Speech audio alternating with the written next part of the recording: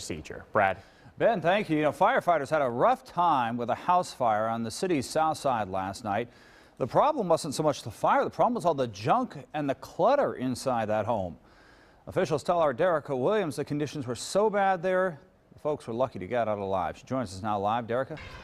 Well, they had to call in 2 extra engines just to fight this 2-alarm fire. But it seems that it weren't just the flames that crews were up against. The battalion chief tells me that the contents inside this home, but both the occupants and the firefighters at great risk.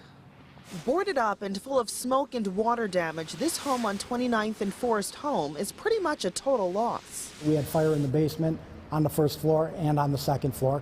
I was able to talk to an occupant who had evacuated the building.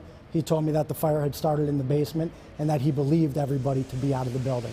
That's a good thing because the fire quickly spread. Firefighters were able to do a search and rescue check, but then had to pull crews out because of danger. I would say it would be defined as a hoarding situation. It was an unbelievable amount of personal belongings on all 3 floors, a maze-like configuration inside. The crews had to maneuver around the home in zero visibility, essentially feeling their way through the rooms. We could not get the hose lines over, around, and underneath the clutter in order to get it in the proper position to put out the fire.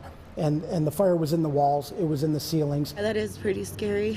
Next door neighbor Pamela Bejarano was concerned about the fire possibly spreading. She was shocked to hear what firefighters had to deal with inside the house next door. That's kind of concerning because you really don't know what the inside of your neighbors' homes look like. We contacted the city's Department of Neighborhood Services. This home has never been identified as a hoarding home, but the city has identified this problem in other homes.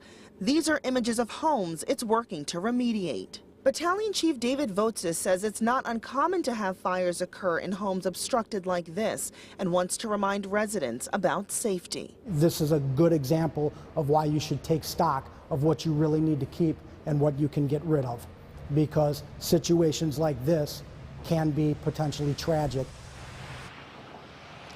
Well, the residents here in this triplex, they are safe and they're being assisted by the Red Cross. As for the cause of the fire, investigators have not determined one yet.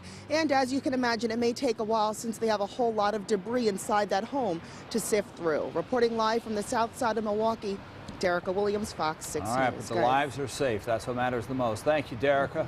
The Packers' top brass in Indianapolis.